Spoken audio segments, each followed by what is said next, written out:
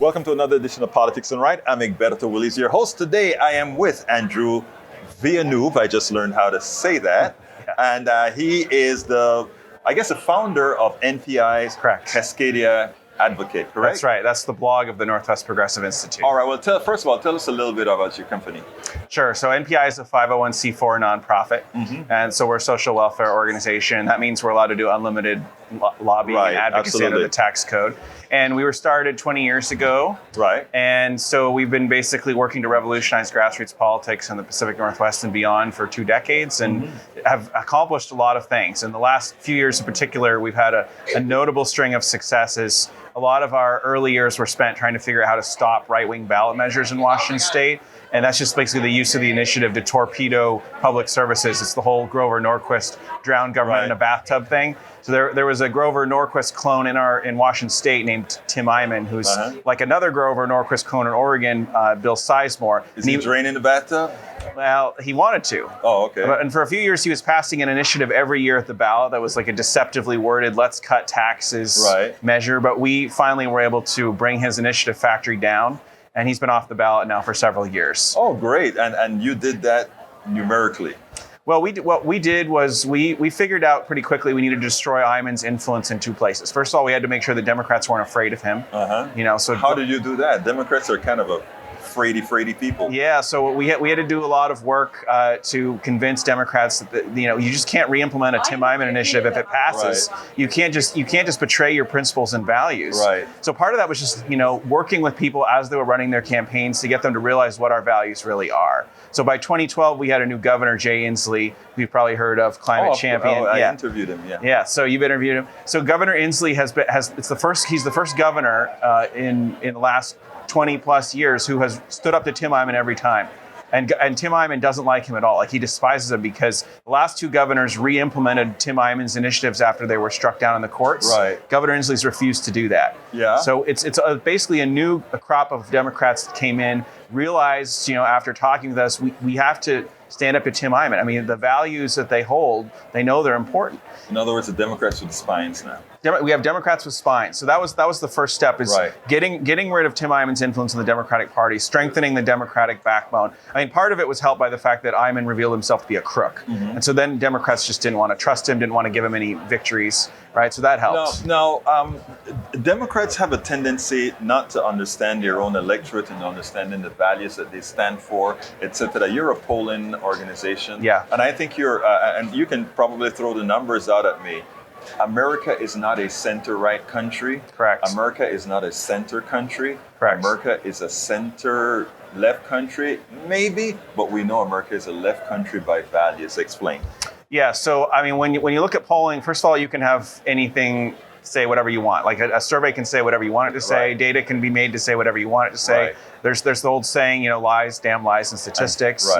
So data can be manipulated, and certainly we've seen that many times. But what authentic, credible public opinion research tells us is that people in America, by and large, hold progressive values. They might think in the right-wing sphere with some areas of their political thinking might be using the logic of the other side's value system. But for the most part, they're reasoning using progressive values. And you can find this out if you ask neutral questions, right? And so if you're going to ask people like, well, do you think people should have the right to make their own reproductive health care decisions, right? The answer is yes. People do believe that. Now, that doesn't mean that necessarily they agree with all of Democrats' policies, right? But it does mean that by and large, people want these decisions to be left up to individuals. They think reproductive autonomy, reproductive justice are important. Washington has a lot of right-wing areas. There's no totally blue, 100% blue state. The eastern side of the state is pretty much red wing. But in our polling, one of the things we discovered is that even voters out in eastern and central Washington, which are very Republican areas, even they support reproductive rights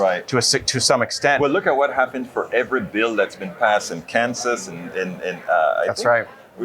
Kentucky, etc. They're all progressive. I think there was one in Missouri as well. Yeah. So I mean, if we take a look at the United States of America, we know it's a progressive, and the numbers, which is what your company does, which is figure out exactly where people are at. Now, what do you see?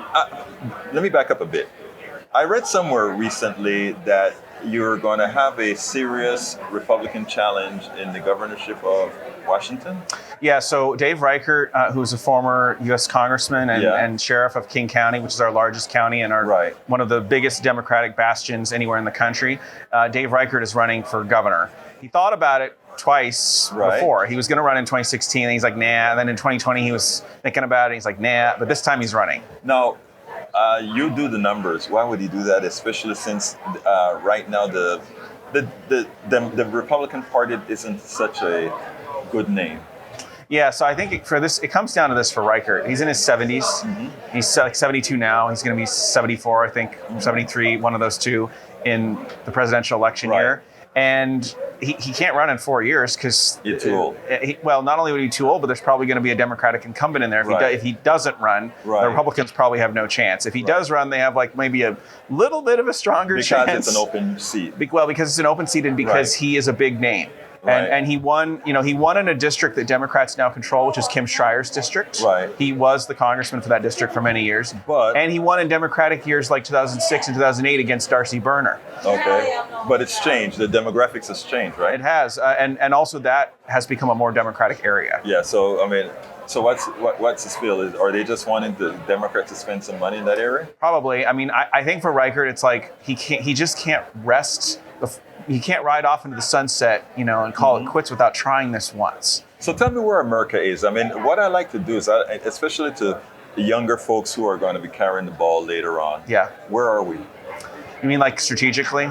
The country, politically speaking, where are we?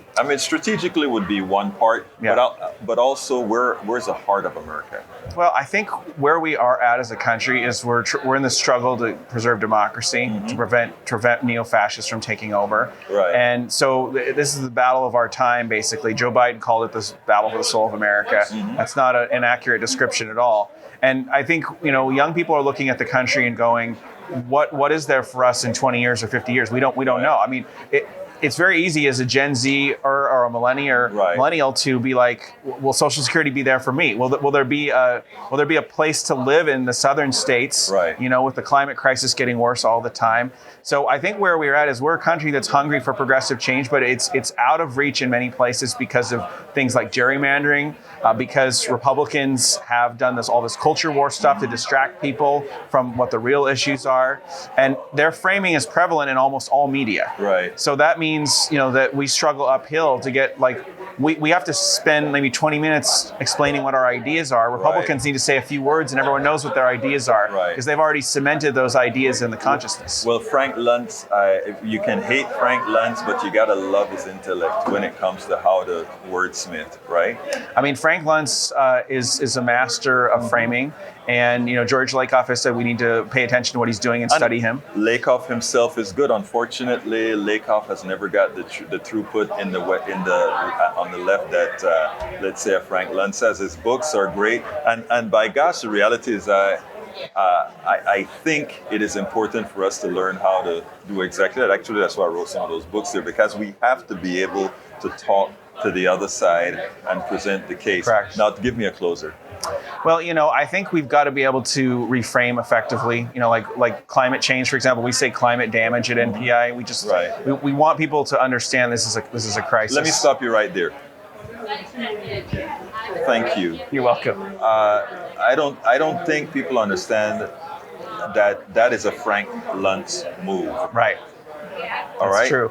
I call our legislators in Texas assassins, murderers, because if folks don't have health care that is already paid for and available for them, in the state of Texas, we don't get the Medicaid expansion to the Affordable Care Act, which means we lose over 400 people per year. The blood of those people are the hands on those who murdered them, and that's our legislators. That's how we refer to it. Thank you. It is essential that we start naming things as they are. And just that one word, yes, I know, completely revolutionizes what you've said. And it's not about the words. I want to emphasize that the words are flags. They evoke frames. Yes. And so what you're doing when you say the correct word is you're evoking the frame. A lot of people think, oh, it's just semantics or something. No, it's not. It's not. It's not at all. It is actually what's happening. Correct. Andrew Villeneuve, thank you so kindly for having been on Politics. Oh, you're welcome. Remember to always reframe.